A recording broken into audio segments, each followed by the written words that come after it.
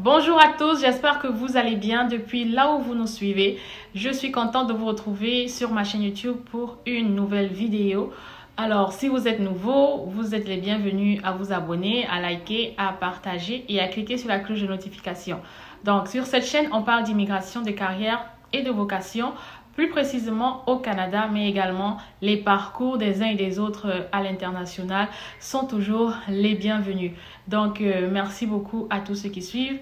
Aujourd'hui, je vais adresser quelques questions concernant la procédure d'immigration au Canada, plus précisément pour le permis d'études ou encore les demandes d'admission. Donc, j'ai regroupé quelques questions et je vais répondre à ces questions dans cette vidéo. Mais avant de commencer, les amis, j'ai un sérieux problème. Je constate que quand vous vous adressez aux gens, c'est pas parce qu'on vous donne de l'aide que vous devez être impoli. Ok? Vraiment, je suis, comme quelqu'un disait, sidérée. Sidérée, c'est vraiment, les amis. Apprenez à dire s'il vous plaît quand vous demandez un service, en plus qui est gratuit. Si je décide de regarder votre lettre de motivation ou votre CV, c'est pas parce que je manque de quoi faire, ok? Parce que maintenant, je me rends compte. Parfois, on veut vraiment aider, mais vous ne facilitez pas la tâche et c'est vous qui vous plaindrez plus tard. Donc, apprenez à dire s'il vous plaît. Apprenez à dire bonjour en plus, comme certains m'écrivent, comme ils prennent même pas la peine de saluer. Je suis pas obligée de vous aider, ok? Même si on vient sur YouTube, c'est de l'information gratuite, ok? Donc, je veux bien vous aider, mais pour moi, la politesse, c'est quelque chose d'essentiel. Donc, soyez polis dans vos messages, s'il vous plaît. On ne se connaît pas, d'accord? Ne pensez pas que c'est parce que on veut des abonnés ou quoi que ce soit. Moi, j'aime partager ma connaissance. J'aime partager les recherches que je fais. Et je suis encore là aujourd'hui parce que j'aime ce que je fais. Donc, on se retrouve juste après le générique.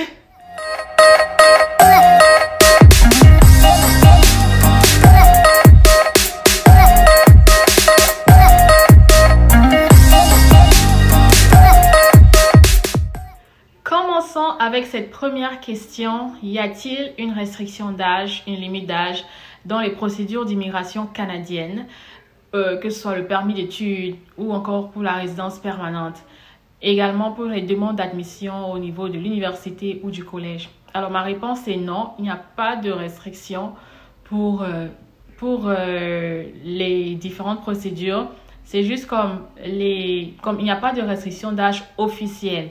C'est juste que, bien évidemment, dans le monde entier, plus tu es jeune, plus la société trouve que tu as du potentiel. Et ici, ils recherchent plus les jeunes. Donc, on va plus favoriser les jeunes, comme pour avoir, par exemple, l'admission, la lettre d'admission, ou encore, même pour, dans le cas de Entrée Express, par exemple, tu as plus de points si tu as moins de 30 ans. Donc, vraiment, ça dépend. Mais comme je dis, il n'y a pas de restriction officielle. Parce que je connais des personnes de 40 ans, 45 ans qui ont eu un permis d'études, donc, vous n'êtes pas assez vieux, vous n'êtes pas âgé ou vieux. Si on vous a dit que vous êtes trop vieux ou trop âgé, que vous pensez que vous pouvez faire la procédure pour les études. Parce que la procédure pour les études, elle est plus facile qu'Entrée Express. Donc, si c'est votre choix, votre chemin que vous voulez emprunter, vous n'êtes pas assez vieux pour cela, tentez votre chance. Comme j'ai dit, Entrée Express, les moins de 30 ans ont bien évidemment plus de points et plus de chances d'être sélectionnés parce qu'ils considèrent que la jeunesse est la main-d'œuvre qualifiée. Mais pour compenser l'âge, à Entrée Express par exemple, c'est l'expérience de travail qualifiée, comme avoir plusieurs années d'expérience de travail. Et si je peux préciser aussi quelque chose, c'est qu'avant la pandémie, par exemple, quand moi je venais d'arriver, ça c'est du côté des universités, parce que le processus d'admission n'est pas influencé par l'immigration canadienne. Donc, si je peux préciser quelque chose, les universités prenaient bien évidemment les personnes qui sont plus jeunes, ok? Mais il y a des chances pour tout le monde. Vraiment, ça dépend. Moi, on m'a toujours dit quelque chose. Chaque dossier est unique en ce qui concerne l'immigration canadienne. Chaque dossier est unique. Donc, tentez votre chance et n'ayez pas peur de ce que les gens disent. Il n'y a pas d'âge de restriction. Question 2. À qui s'adresse le CAQ? Il y a beaucoup de personnes encore qui me demandent. Le CAQ s'adresse aux établissements du Québec, donc à ceux qui veulent étudier au Québec, ok? Les établissements comme l'Université de Moncton ou le CCNB ne sont pas concernés parce qu'ils sont dans les provinces de l'Atlantique. Ces provinces, c'est pas le Québec du tout, ok? Même si on y étudie en français, c'est pas le Québec. Donc, ces universités ne sont pas du tout concernées. Donc, comme je rappelle, pour ceux qui n'ont peut-être pas suivi la vidéo où j'en parlais, le CAQ, c'est uniquement pour les personnes qui veulent étudier au Québec. Maintenant, troisième question. Si je prends un programme de 6 mois, est-ce que je peux renouveler la procédure, comme renouveler mon permis d'études au terme des 6 mois étant sur le territoire canadien?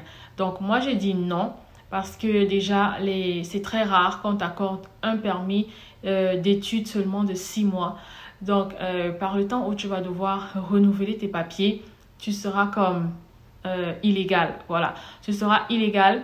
La seule chose qui peut faire rester quelqu'un qui a eu juste un visa de 6 mois, c'est s'il obtient du travail. Donc ça fait partie des réformes après la COVID. Il faut que tu obtiennes du travail. Mais ça ne sera pas, tu ne peux pas rester pour renouveler un permis d'études. Il va falloir que tu quittes d'abord le territoire, sauf si tu décides de rester illégalement.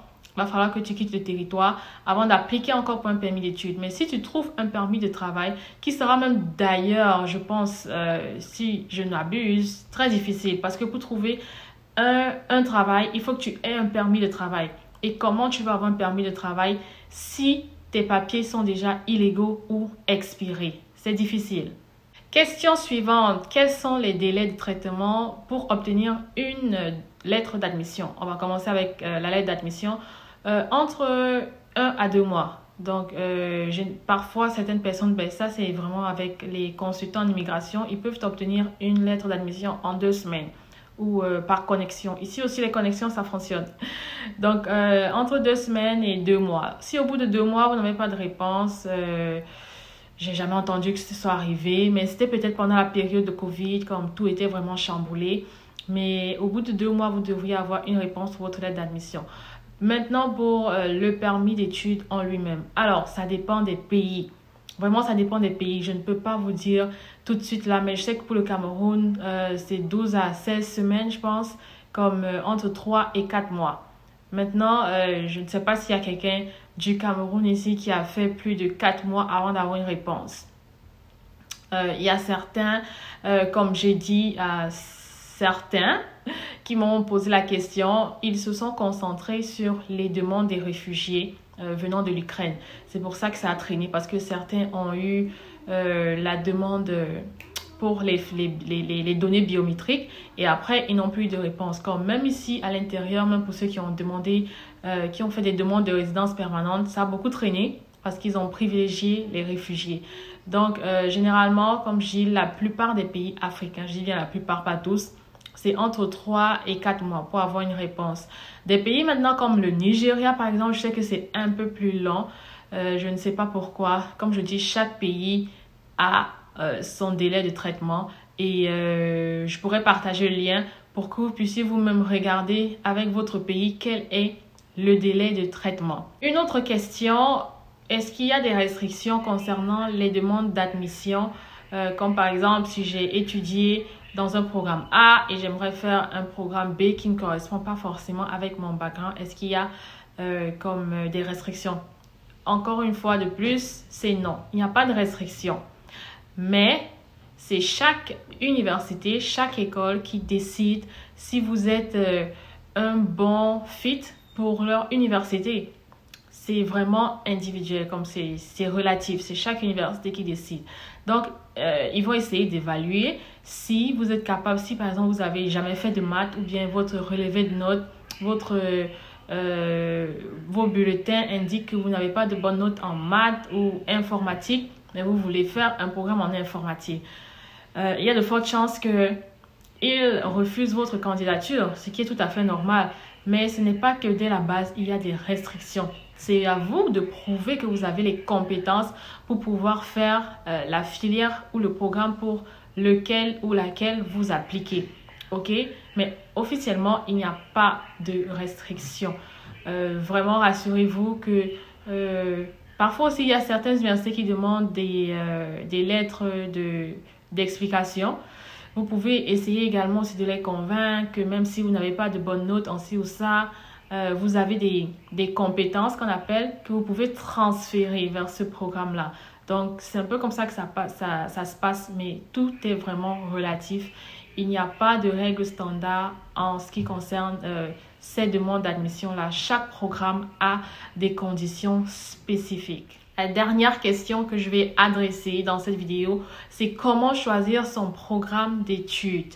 C'est une question qui est bien évidemment très importante pour les personnes qui aimeraient voyager, non seulement mais aussi immigrer, parce que ça détermine ce que vous ferez plus tard. Bien évidemment, vous pouvez vous reconvertir ou faire d'autres programmes, mais il y a le facteur temps. Il y a le facteur temps. On ne veut pas perdre 4 années dans un programme d'études et après se rendre compte que c'était pas ce qu'on voulait faire et le temps passe et c'est ça. Donc, maintenant, s'il y a des personnes qui ont des passions, you can go for it. Comme si tu as des passions, c'est bien que toi, c'est l'informatique qui te passionne. Mais quand même, dans chaque catégorie, il y a des spécialisations. Et même dans les spécialisations, il faut connaître le marché de l'emploi. Le marché de l'emploi, les opportunités de carrière après les études. Donc, ce que vous devez déjà faire, c'est que lorsque vous prenez un programme, que vous êtes intéressé par un programme, quand vous allez sur le site de l'université, prenez la peine de regarder quels sont les débouchés. Je pense que chaque université, comme moi, sur tous les sites des universités, vraiment, je ne sais pas quelle université ne prend pas la peine de parler des débouchés. C'est sûr que c'est sur le papier, sur la pratique, ce n'est pas toujours le cas, mais au moins, la bonne information est vraiment très importante. Donc, regardez les débouchés de chaque programme par lequel vous êtes intéressé, les débouchés de carrière et les spécialisations que vous pouvez par la suite faire. Ok, maintenant c'est sûr que vous avez certainement entendu que la santé, l'informatique et blablabla comme les domaines les plus porteurs au Canada. Mais si vous avez une passion, essayez de voir vraiment comment vous pouvez vous intégrer également comme parmi les immigrants dans la société canadienne, si je peux le dire ainsi. C'est pas toujours mal de regarder à quoi correspondent vos passions ici, si vous pouvez le faire ou pas. Et comme je dis aussi, regardez sur le site de l'université. C'est bien aussi de connaître le marché de l'emploi. Il y a une panoplie de programmes, une panoplie. C'est vrai aussi que comme cette vidéo, vraiment, c'est comme ce point, je veux dire, c'est plus vraiment pour les personnes qui ne savent pas encore quoi choisir. Mais retenez aussi que vous pouvez changer de programme. Même si vous choisissez un programme, vous pouvez changer de programme étant sur place. Moi, j'ai changé de programme quand je suis arrivée à l'université de Moncton. Okay? J'étais en baccalauréat multidisciplinaire. Je me suis dit, mais le multidisciplinaire, ça va me donner quoi? Ça va t'amener où? C'est sûr que parce que c'est vraiment trop général, trop vague pour moi. Mais, comme je dis, il y a le temps, facteur temps. Il faut être capable de vite réfléchir parce qu'il y a les délais. À un certain moment donné, tu ne peux plus changer de programme. Comme je pense 2 semaines ou 3 semaines après la rentrée ou 1 mois max, tu ne peux plus changer de programme. Donc, dès que tu arrives vraiment, si tu as fait 1 semaine de cours, tu vois que ça ne donne pas au tout. Il faut réfléchir très rapidement. Donc, moi, j'ai changé de programme après 1 semaine. Ouais, parce que je trouvais que c'est trop général. Qu'est-ce que je vais faire avec et tout. Donc, je suis partie dans une filière un peu plus spécialisée. OK? Et après, bien évidemment, après avoir eu ma résidence, je suis partie faire une spécialisation en maîtrise. Mais tout ça, vraiment, ça dépend de ce que vous voulez faire. Aussi, écoutez les aînés. C'est pas toujours mauvais, ok? Mais pas le mauvais, je veux dire, pas le côté négatif. Parce que je sais qu'il y a des aînés, comme par exemple, si toi, tu as des grands projets. Parfois, j'ai suivi dans une vidéo, on dit que les immigrants aînés, là, ils sont trop frustrés. Et parfois, ils ont quand même la mentalité de certains parents au pays, je dois vous avouer. Ouais, comme si toi, par exemple, tu veux innover dans quelque chose et on te dit, ah non, fais ça, et puis tu trouves un job au gouvernement, et puis c'est tout. Comme vraiment, pour eux aussi, hein, le gouvernement, c'est comme la sécurité paramount, primordiale. Donc, si vous avez des rêves, des projets et que le programme qu'ils vous proposent ne correspond pas peut-être avec vos rêves et vos projets, vous pouvez réévaluer. Donc, c'était juste une parenthèse pour dire que écoutez les aînés, mais avec réserve par rapport à vos programmes. Renseignez-vous sur le marché du travail. Bien évidemment aussi, après être arrivé sur le terrain, il y a la persévérance parce que tout ne sera pas fait d'un seul clic. Merci d'avoir suivi cette vidéo pour ceux qui l'ont suivi jusqu'à la fin.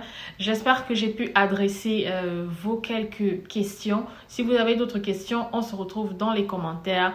Et surtout, à bientôt dans une nouvelle vidéo.